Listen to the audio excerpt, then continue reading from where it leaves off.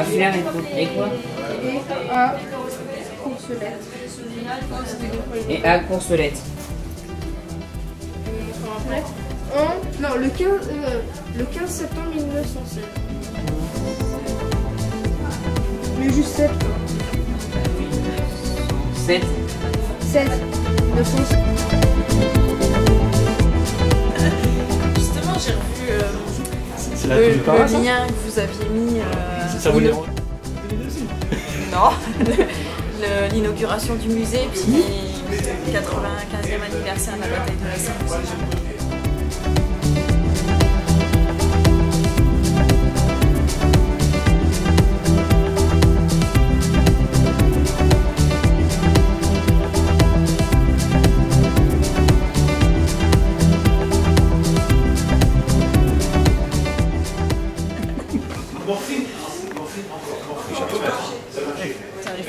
T'es écrit, Guide aussi. Oui, oui, non, peux le faire? non, mais c'est mieux que ce soit toi alors pour montrer. Je le porte. Ok, on a les cartouchiers ici et sur le côté il y a un support pour une baïonnette et le bâton pour la pelle. Ici, il y a un petit housse pour la pelle et un sac à dos pour les affaires personnelles du soldat comme le rasoir, du savon pour sa dent, serviettes, chaussettes, iPhone.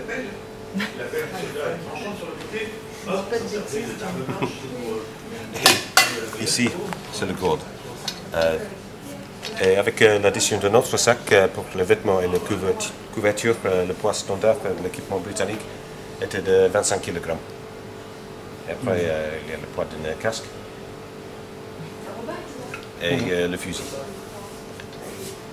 Donc, poids total Peut être jusqu'à 35 kg.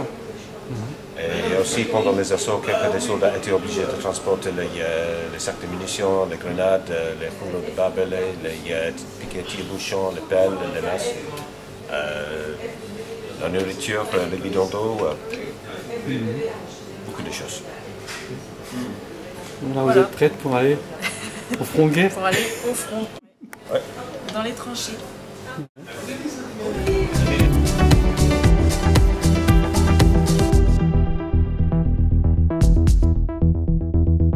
Bien, bonjour à tous. Bien discipliné, ça me fait plaisir déjà. Je me présente, je suis Thierry Gourlin, donc le président, membre fondateur de ce musée depuis 20 ans. C'est un musée associatif, on est bien d'accord? Donc quand on est associatif, on a un président, c'est moi-même, donc j'avais un métier auparavant. Je suis en train de j'explique.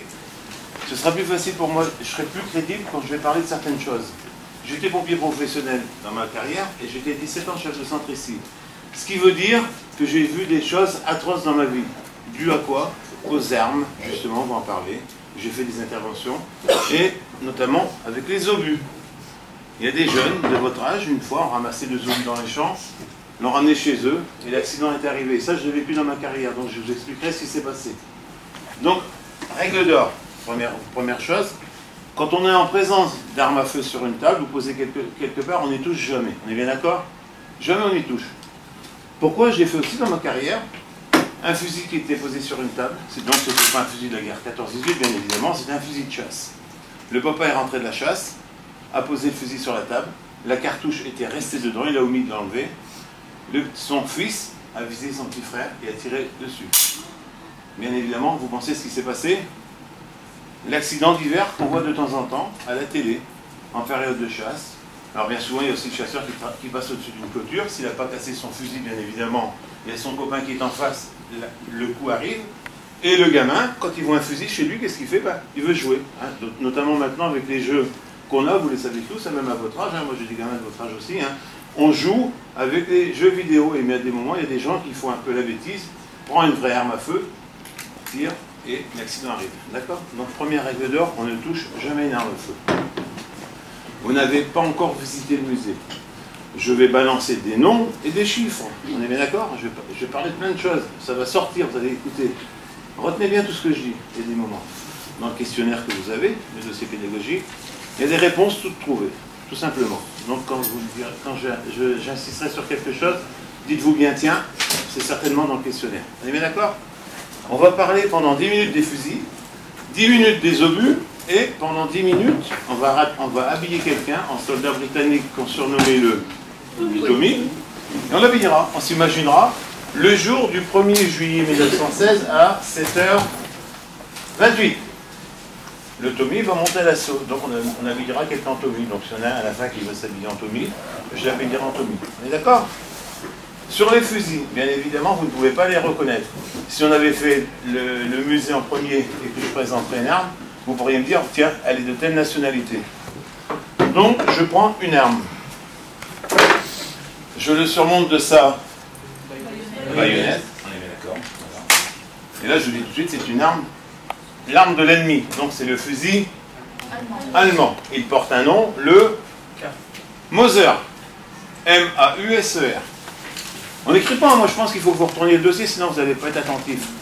Après, madame, elle vous dit retournez le dossier, vous aurez le temps de chercher des réponses dans le souterrain. Elles y sont. Alors, bien évidemment, là, si vous avez le tableau sous les yeux, c'est facile de le marquer. Le Mauser, M-A-U-S-E-R.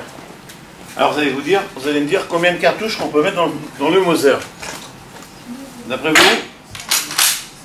5. Très bien. 5 comme ceci, QC. Donc, on ouvrait la culasse. J'explique aussi. La culasse, je mettais 5 cartouches, j'enlevais le clips, je fermais. Et quand le soldat allemand retirait sa dernière cartouche, ainsi de suite, et on continue. Vous êtes d'accord? La partie mobile que je manœuvre, qui s'appelle la culasse. J'insiste aussi sur la culasse parce qu'on va faire une comparaison par rapport au fusil français. Et vous allez vous rendre compte qu'on n'était pas si aidé que ça. Donc, le terrain vague, vous avez fait les champs de bataille ce matin? Très bien. Le terrain vague entre les deux tranchées qu'on appelle le... Très bien, les soldats montent à l'assaut sur ce terrain vague. À un moment donné, s'il tombe des obus, mais ce que l'artillerie, des moments à le balancer aussi, il faut bien se réfugier dans un trou d'obus. S'il est rempli d'eau et de boue, il se peut que le soldat tombe dans un trou d'obus rempli d'eau et de boue. Il y en a qui même se noient dedans. Mais le fusil, s'il tombe dans la boue, il risque de... bloquer. Donc ça porte un nom, il s'enraye. Donc s'il s'enraye, ça veut dire que ça ne fonctionne plus. Donc le soldat a un fusil qui ne peut plus fonctionner. Donc à un moment donné, il faut bien qu'il nettoie vite fait. Donc il enlève cette partie mobile qu'on appelle la culasse, comme ceci. Voilà, vous avez vu? Vous comprendrez après pourquoi. Et on le nettoie vite fait, on remonte son fusil et on continue s'il le fallait. On est bien d'accord? Voilà le fusil allemand, le Mauser 5 cartouches. Et quand je manipule une arme, vous ne me verrez jamais manipuler une arme dans votre direction. Jamais, jamais, jamais. Toujours en l'air ou sur le côté. On est bien d'accord? Même si papa ou le grand frère nettoie un fusil chez vous, en aucun cas il devrait diriger l'arme vers vous. C'est vu? Je le dis à votre âge, vous allez me dire, il est en train de me strier, c'est le cas de le dire.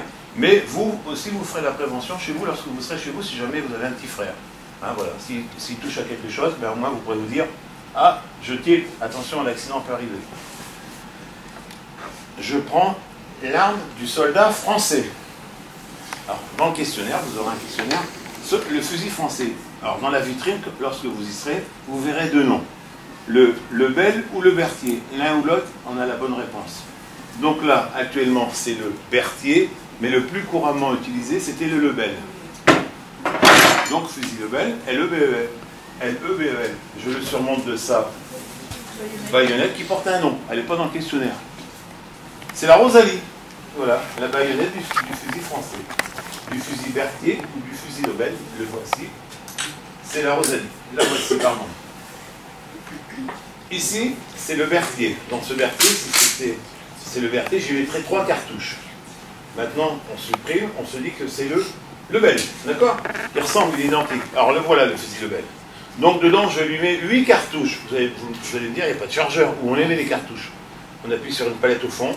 Et ici, il y a un tube en dessous. Et on enfile 8 cartouches les unes derrière les autres. Donc le soldat français mettait combien de cartouches dans son fusil? 8 pour le Lebel et 3 pour le Berthier. On est bien d'accord jusque-là? Donc pareil, c'est la partie mobile qui bouge, on appelle ça la culasse. Donc si le fusil tombe dans la boue, il s'enraye. Donc si je vais enlever cette culasse, et oui, il fallait un tournevis pour l'enlever. Donc on se fait, ah bah non, on n'était déjà pas aidé par rapport à ça. Hein, si je veux enlever la culasse, il me faut un tournevis. Bien évidemment, si on perd la vis, devinez après ce qui peut se passer. C'est vu? On a retenu Lebel ou Berthier. Si c'est le Lebel, 8 cartouches. Si c'est le Berthier, 3. Bien évidemment, il reste un dernier fusil. De quelle nationalité est-il? Britannique. Pourquoi je n'ai pas dit anglais? Parce que, oui, vas-y, dis. L'Empire britannique, les colonies, donc on dit le fusil britannique. D'accord? Alors, le fusil britannique, il porte un nom anglais ou britannique, si vous voulez. Plus compliqué à prononcer. Est-ce qu'il y en a qui le sait? Non? Le Lee Enfield. Alors, ça s'écrit comment? L2E, un tiré, Enfield, E-N-F-I-E-L-D, tout simplement. À quoi peut-on le reconnaître par hasard? Je ne vais faire même pas par hasard. Une comparaison par rapport à l'ennemi, qui est le fusil allemand, le Mauser. Il y a un point particulier. Non, pas tellement là-dessus. Regardez bien au niveau de la détente ou de la gâchette. Qu'est-ce qu'on y trouve? Il y a un chargeur sur le fusil britannique. Vous le voyez là? Voilà. Il est là, ce chargeur. Donc, un doigt, j'appuie sur une palette, je sors le chargeur. Et dans ce chargeur, j'y insère 2 x 5. Donc, combien de cartouches? 10 cartouches. Donc, le fusil britannique, le Lee Enfield, a un chargeur de 10 cartouches. Tout simplement. C'est vu? J'ouvre là. Culasse, je l'enlève. S'il s'enraye, j'enlève le chargeur. Et qu'est-ce qu'il me reste? Rien du tout maintenant. Donc pour nettoyer, c'est très facile. On est bien d'accord? Dans cette partie fixe qu'on met à l'épaule, qu'on appelle la crosse, très bien. Dans cette crosse, sur le fusil britannique, on ouvre un petit clapet ici et on y trouve un huilier. Donc c'est un petit tube qui fait à peu près 1,5 cm de diamètre sur 8 cm de long. Et dedans, c'est une graisse épaisse. Donc quand on avait nettoyé son fusil, on ouvrait au niveau de la crosse, on récupérait le huilier et on entretenait le fusil. On est bien d'accord? C'est retenu? La baïonnette, elle est à peu près identique à la baïonnette allemande. Voici. Tout simplement. Maintenant, on va parler un peu des baïonnettes.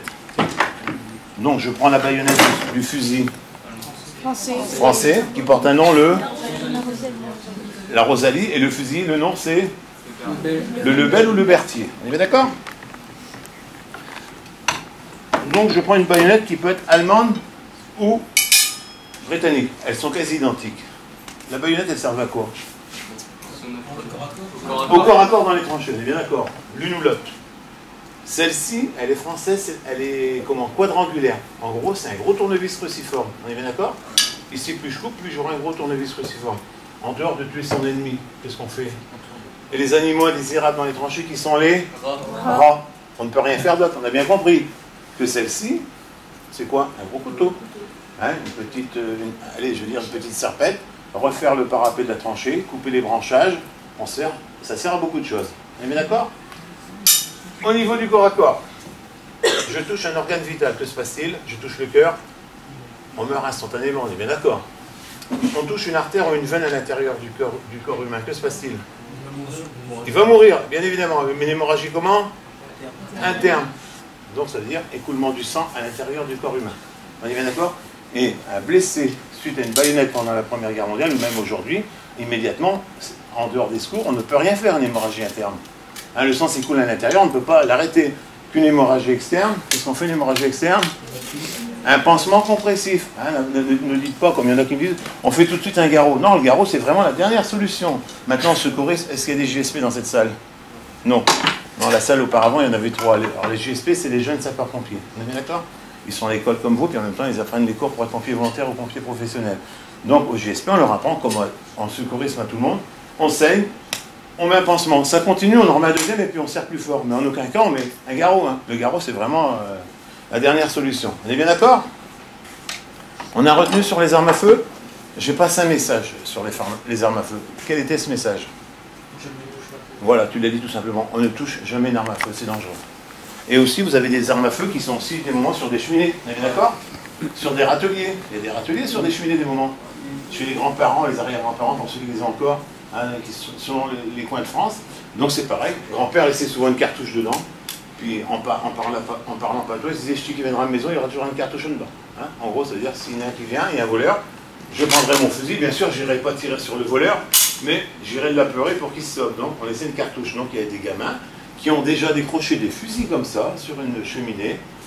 On visait le petit frère ou il avait visé son petit frère et manque de peau. Il appuyait sur la détente et la cartouche était dedans. L'accident est arrivé.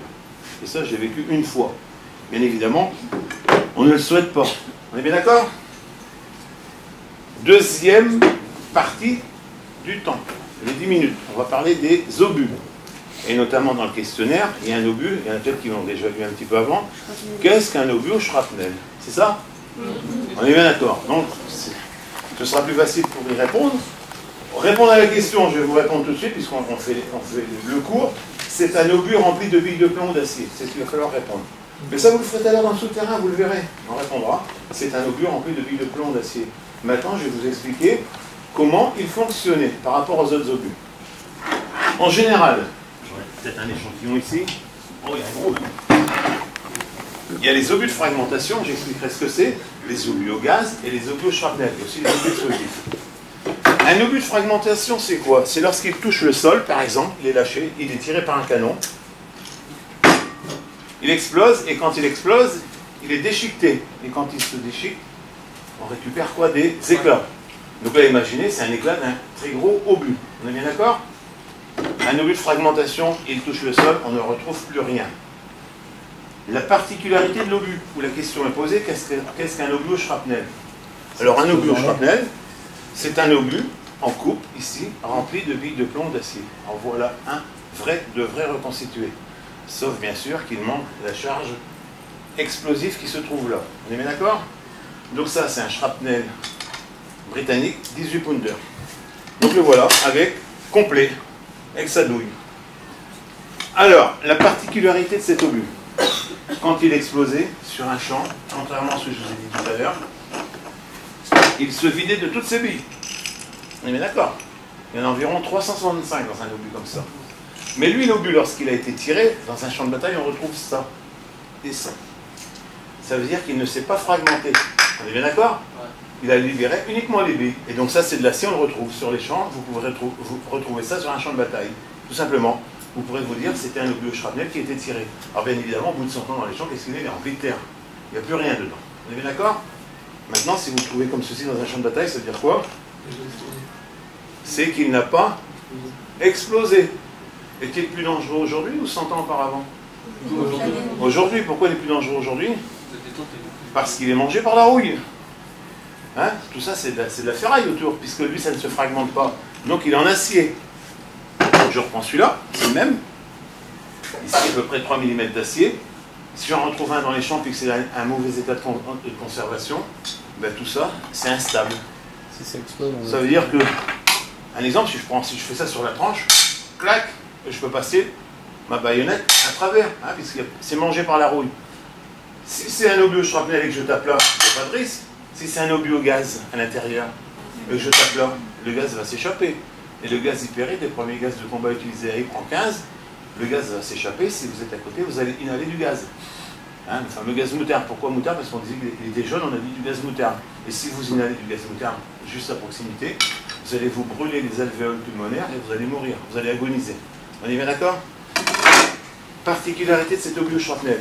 Quand il explose, devait-il exploser en l'air ou au sol?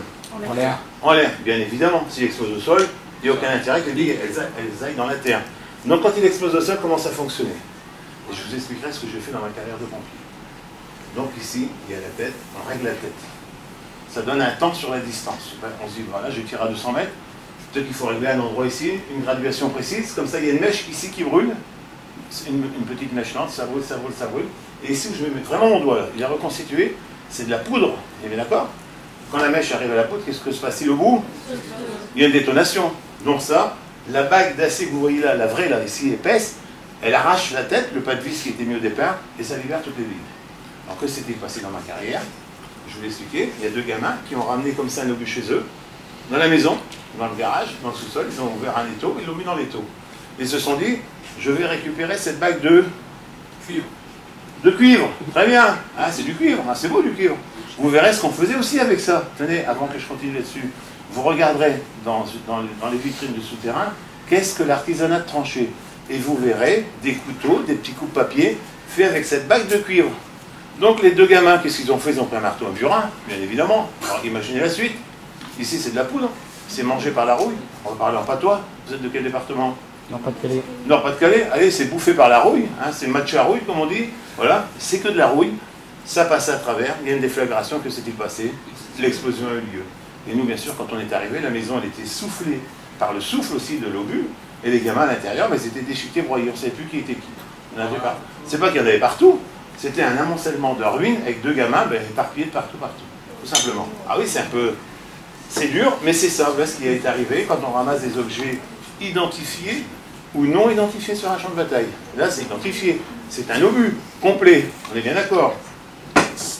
Si je prends ça, c'est quoi? Ah, vous la reconnaissez, c'est une vraie de vraie. Elle a 100 ans, bien sûr, elle est en coupe, à l'intérieur, la poudre n'y est plus, ni le détonateur. Alors, une grenade, on la reconnaît à la goupille, et ici, pour celui qui est un peu perfectionniste, ce matin, dans une classe, il y en a qui connaissait tout par cœur. La cuillère. Donc, comment ça va fonctionner? Les soldats, les avez sur eux. Prenez la paume de la main, appuyez sur la cuillère, tirez la goupille. Là, vous pouvez se promener avec. Dès l'instant, on lâche. Non, pas 5 secondes. Dès l'instant, tu ne lâchais pas la cuillère, tu ne lâchais pas la grenade, elle n'explosait pas. Et c'est justement au moment où tu l'as jetée, la cuillère remontait, il y avait un percuteur, ça faisait la mise à feu, et 4-5 secondes après, ça explosait. Vous avez bien compris le système? Voilà. Donc, cette grenade dans les champs, ça, c'est mangé par la rouille. La goupille n'existe plus. Tous les prémices de fragmentation que vous voyez là, tous les petits carrés, tout ça, c'est des petits prémices, quand ça va exploser, ça va faire des petits éclats. Ça ressemble à quoi dans un champ? Allez chercher un petit peu. Un caillou. Une pomme de terre, bien évidemment, une patate, tout simplement. Ou un caillou ou une patate. Une patate, c'est de la terre autour. Et véridique, dans le Courrier Picard l'année dernière, il y avait un article où une dame de Brest a retrouvé dans son sac de 10 kilos une grenade. Elle a trouvé quelque chose de plus lourd qu'une pomme de terre. Et oui, la grenade, donc c'était marqué sur le sac de pommes de terre, provenance Picardie. Donc voilà. Alors je ne dis pas, après, branle-bas de combat à Brest, dans un immeuble, évacué. Souvent, ici on en trouve assez régulièrement, hein, on ne fait pas trop, mais là-bas c'était un peu pour eux, ça paraissait un peu étrange, ce qui est tout à fait normal. Elle était peut-être encore plus dangereuse maintenant qu'il y a 100 ans, si on la laisse tomber. Il n'y a plus de matière, il y a un contact, il y a une étincelle, ça explose. Donc cette grenade dans les champs, elle est tout simplement une pomme de terre. Donc si on est dans un champ de bataille et on trouve quelque chose où on n'en est pas sûr, qu'est-ce qu'on fait? On y touche surtout pas. Jamais. Donc c'est pour ça tout à l'heure j'ai dit un objet identifié ou non identifié. On ne sait pas trop, mais on ne touche pas, on ne s'amuse pas à le ramasser, puis à le jeter, mettons, sur un outil agricole qui est à côté ou sur une borne de champ qui délimite le voisin. Hein. En gros, c'est comme des bornes de granit, en pierre. Donc si vous faites ça, puis que vous le jetez dessus, à 3 mètres à côté, que vous réussissez votre coup, vous êtes mort. On est bien d'accord? Donc on ne touche pas. C'est pas inerte, et puis on se dit pas, tiens, on réfléchit un petit peu. On se dit, s'il passe quelqu'un derrière et qu'il touche, on a au moins la conscience tranquille, on va se dire, on fait quelque chose. Qu'est-ce qu'on fait? On appelle les pompiers. Ok, je dis oui. Quel numéro? Tout le monde le sait? Sachez-le, parce que le jour où l'incendie arrive, ou alors vous avez vraiment envie de faire le numéro, on oublie tout dans la panique. Hein. Donc 18, c'est les pompiers. On se présente, je m'appelle Intel, je suis en présence d'un obus dans un champ, dans telle commune, vous avez laissé votre message, c'est très bien. Les pompiers, qui est le centre de traitement d'alerte, avertiront le maire de la commune. Lui ira voir où était l'obus, et c'est lui qui appellera qui pour le ramasser? Uniquement les démineurs. Il n'y a que qui ramassent ça. Nous, pompiers, on ne sait pas comment c'est fait un obus, donc on ne les touche pas. Qui c'est qu'on peut encore appeler un numéro de chiffre? Un numéro, hein? La police. Alors la police, c'est quel numéro? 17. Pareil, vous laissez un message, il n'y a aucun souci, ils prendront votre message. Ils n'iront pas vous dire, ça ne nous concerne pas, on raccroche, ils ne le feront pas. 1er juillet, de quelle année? 1916. À quelle heure? 7h28. Ça, c'est des chiffres qu'il faut savoir. Hein. 1er juillet, 7h28, déclenchement de la bataille de la Somme. Donc, 120 000 soldats britanniques qui sont montés à l'assaut. On est bien d'accord? Le soir du 1er juillet, je dis bien le soir du 1er juillet, 58 000 personnes mises hors de combat. 20 000 morts. On vous l'a dit ce matin? Oui ou non? Oui. Vous le verrez encore dans le souterrain. Donc 38 000 personnes blessées. Ça veut dire que c'est une des guerres les plus meurtrières en une seule journée. Vous vous rendez compte? 20 000 morts. Albert, c'est 10 500 habitants, 2 fois la ville d'Albert. Décimée le premier jour. Et donc 58 000 qui ne pouvaient plus combattre sur les 120 000 engagés. Hein, c'est la grosse hécatombe. Alors bien sûr, la Grande Guerre, quand on vous l'a appris en cours, en gros 8 millions de morts entre 1914 et 1918. Donc, nous, on a une seule journée dans la Somme. On n'a pas zanté, mais on est les rois, c'est 20 000 morts en une journée, malheureusement. C'est vu? Alors on habille quelqu'un en soldat britannique qu'on surnomme le Tommy. Alors, il y en a un qui va venir, on va l'habiller en Tommy, on va l'imaginer au 1er juillet 1916 à 7h28, avant de monter à l'assaut. Allez. Où est mon petit Tommy que j'avais, mon petit Tommy là? C'est un homme ou une fille? Hein? Un garçon ou une fille, ça ne me gêne pas du tout. Le but, allez bien, le but c'est d'expliquer. C'est très bien, tu vois. Le but c'est d'expliquer l'équipement du soldat.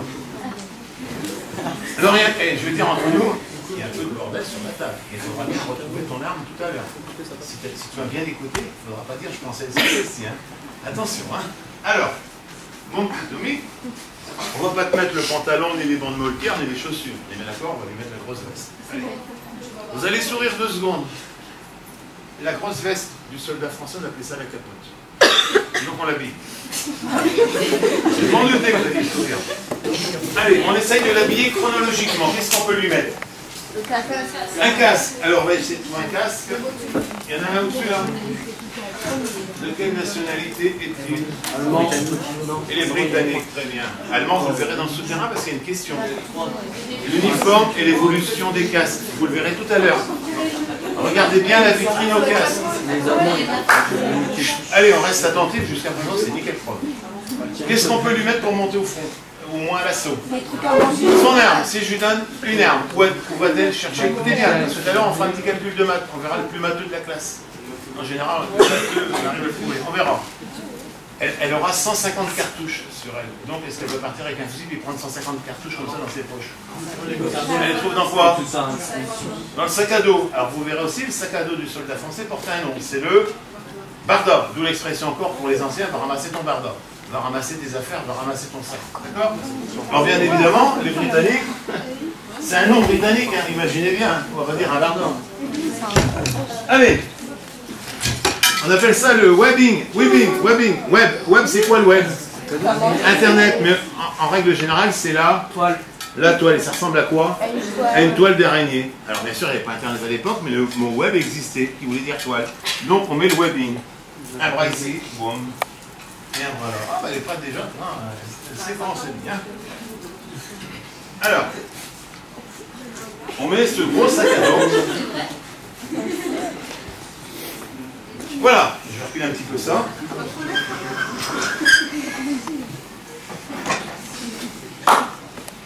Dans la continuité, qu'est-ce qu'il lui faut? Renard. Alors maintenant, comment ça s'appelle? Carole. Il faut un fusil. Hein. Alors, je sais pas, parce que là, il y a tellement un mélange. J'ai enlevé des culasses, j'ai remis des culasses, tout ça. Il faut que tu me dises pour quelle raison tu prends celui-là. Est-ce que c'est celui-là d'après eux? Oui, c'est une bonne. Alors pourquoi? D'après toi, parce que... Il y a un chargeur là? Fusil à l'épaule. Comme ceci. Pouce index. Il y a tout ça, on reste tout ça. Voilà, jusqu'à présent, elle est prête à monter à l'assaut. Elle est surnommée le Tommy. Un demi-tour, on va essayer qu'est-ce qu'on y trouve derrière. Sac à dos, qu'est-ce qu'on peut y trouver dans ce sac à dos? Non, pas les munitions. Les munitions sont devant. La gamelle. Les gamelles, de quoi se... Et puis aussi... Tous les effets personnels du soldat. On est bien d'accord? On rigole de se raser. Hein, bien évidemment. Alors, tous les effets personnels, on peut aussi retrouver des bandes moltières de rechange, hein, qu'on mettait en bas du pantalon, là, au niveau des mollets. On peut retrouver aussi une chemise, un exemple.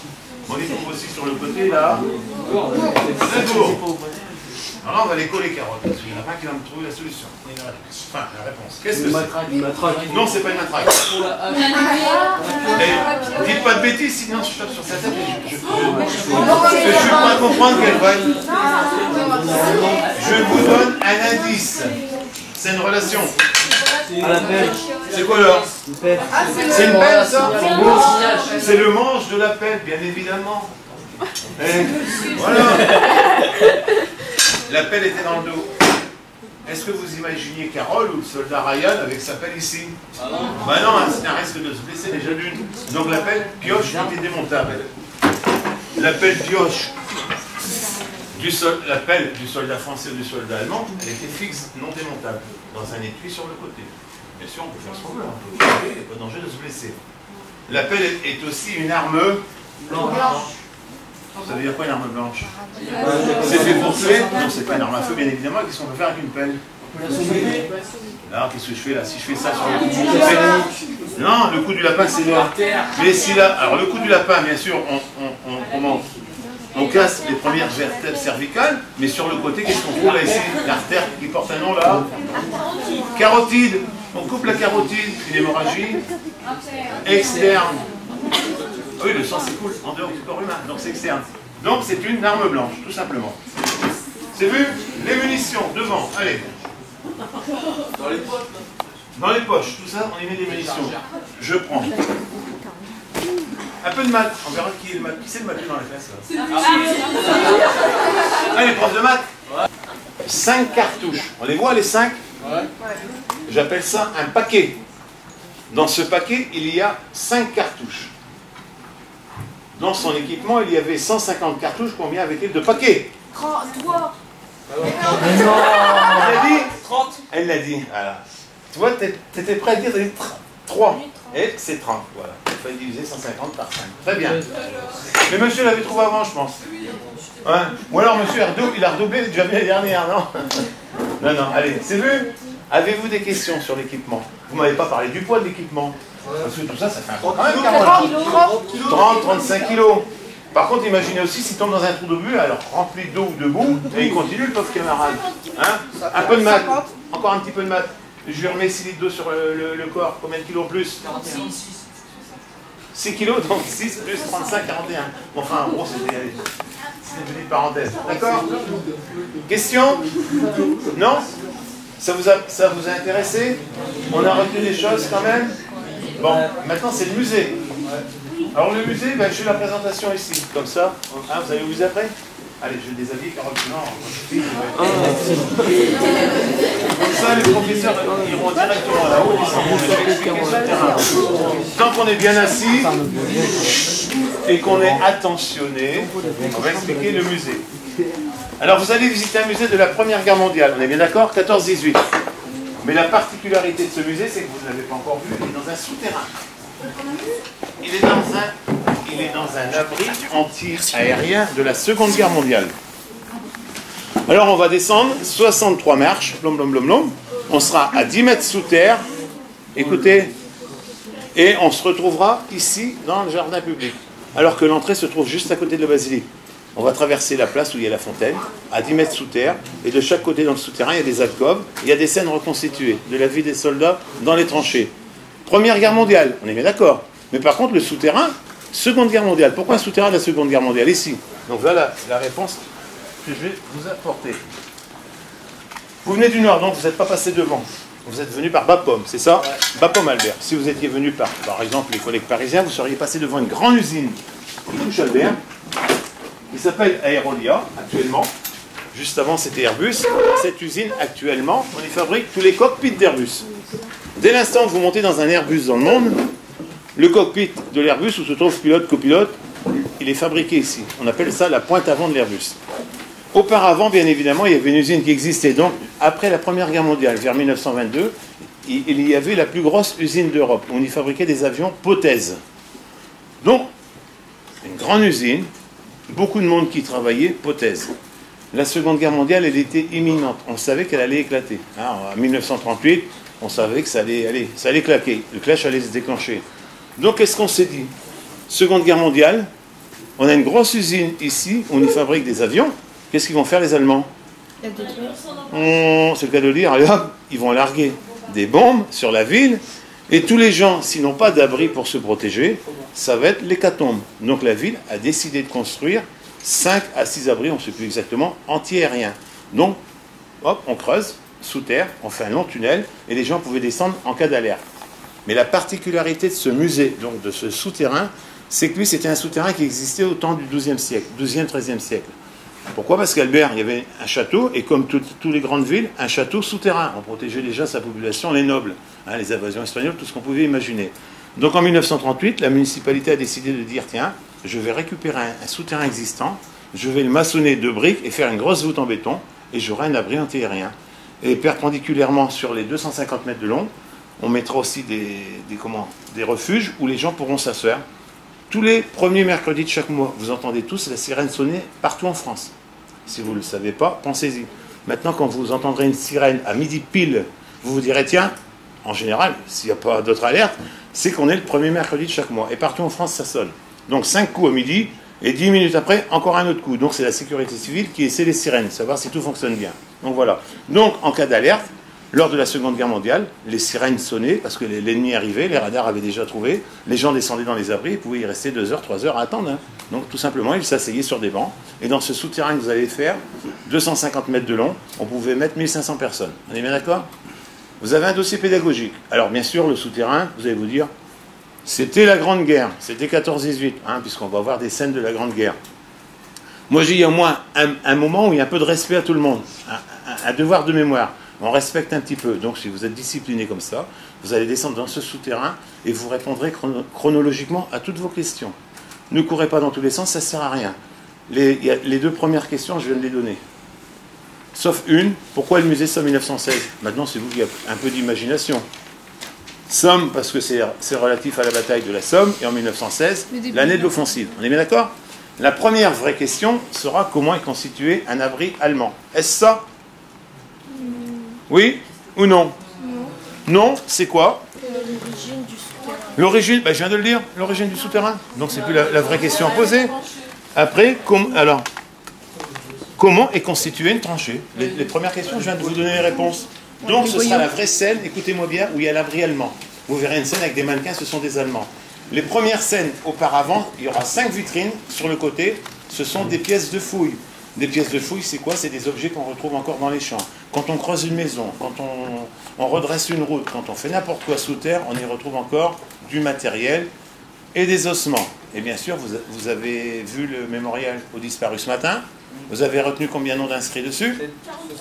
73 000. Alors 73 267 noms. Mais enfin, il y en a un petit peu moins. En gros, il y a encore 73 000 soldats britanniques qui sont sous terre. Et on ne sait pas où ils sont. Ils ne sont pas identifiés. Donc, ils sont bien portés disparus. Donc, c'est le mémorial qui est dédié à eux. On est bien d'accord? Donc, ce souterrain, lisez toutes les scènes. Il n'y a pas une question à chaque scène. Mais en lisant devant chaque scène, vous vous rendrez compte, tiens, ah ben tiens, j'ai trouvé ma réponse. Et ainsi de suite. On est bien d'accord? On ne court pas.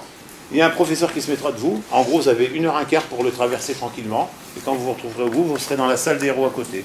Les héros qu'on retrouve ici. Donc là, ce sont des personnages qui se sont distingués héroïquement pendant la Grande Guerre.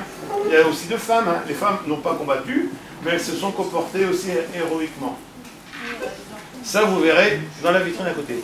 Pour moi, vous avez été attentifs. Je vous félicite. Ça m'a fait plaisir. Okay, merci à vous et bonne visite.